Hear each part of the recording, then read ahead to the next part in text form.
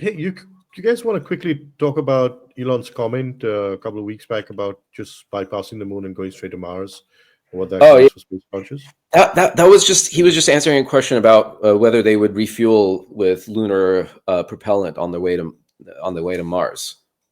That got like taken out of context to mean, we don't want to deal with the moon. No, they're still honoring their Artemis commitments. He's talked in the past about we should have a lunar base. I don't think that they're backing away from any of that. They're just saying if you're going to go to Mars, you go to Mars direct, not by way of the moon. As Artemis was kind of like, Artemis was try to get us to buy into Gateway and SLS and all this nonsense. To be frank, by saying, we'll rendezvous in lunar orbit and then go from there to Mars, and it's just like, no. You go direct, as Zubrin has been saying. Right. Exactly. I was going to say is Zubrin also would have said, no, you ignore the moon, you go straight direct to Mars.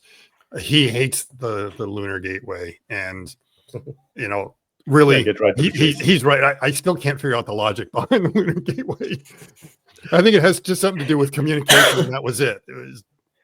It could be done otherwise. We just wanted to pack a bunch of xenon, and fly an electric spacecraft, and that's what we could fund. But I like his analogy that every time you want to go from New York to LA, you have to stop in Saskatchewan for some reason. You're forced to every flight in the U.S. going from east to west coast must stop in Saskatchewan. And deplane, you get on a plane and go on there and he's right. It's a really good analogy. Yeah. Sorry, people in Saskatchewan. I'm sure it's wonderful up there because it's remote. No offense.